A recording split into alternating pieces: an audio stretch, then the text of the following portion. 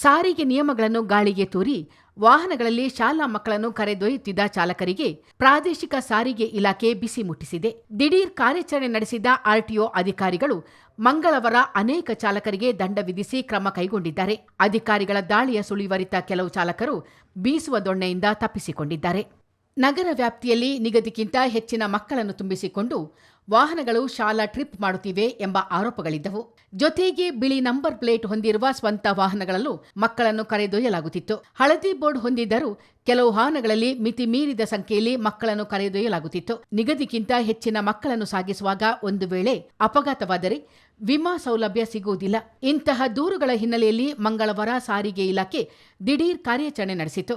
RTO Satish ಮಾರ್ಗದರ್ಶನದಲ್ಲಿ ನಡೆದ ಕಾರ್ಯಾಚರಣೆಯ ನೇತೃತ್ವವನ್ನು ಇನ್ಸ್ಪೆಕ್ಟರ್ ಮೋಹನ್ ಕುಮಾರ್ ವಹಿಸಿದ್ದರು.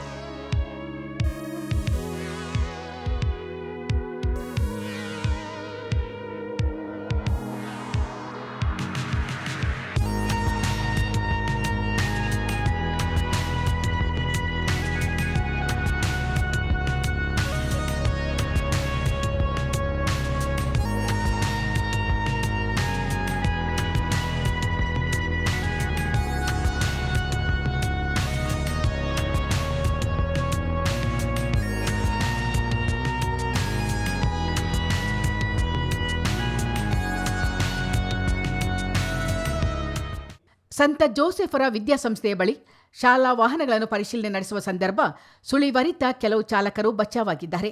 ಕೆಲವರು ಬಳಸು ದಾರಿಯಲ್ಲಿ ಸಾಗಿದರೆ ಇನ್ನು ಕೆಲವರು ಅರ್ಧ ದಾರಿಯಲ್ಲಿ ಮಕ್ಕಳನ್ನು ಇಳಿಸಿ ತಪ್ಪಿಸಿಕೊಂಡಿದ್ದಾರೆ. ಪರಿಶೀಲನೆಯ ವೇಳೆ ಇಕೋ, ಮಾರುತಿ ಓಮ್ನಿ ಇತ್ಯಾದಿ ವಾಹನಗಳಲ್ಲಿ 18ರಿಂದ 20 ಮಕ್ಕಳನ್ನು ಕರೆದೊಯ್ಯುತ್ತಿದ್ದುದು ಪತ್ತೆಯಾಗಿದೆ.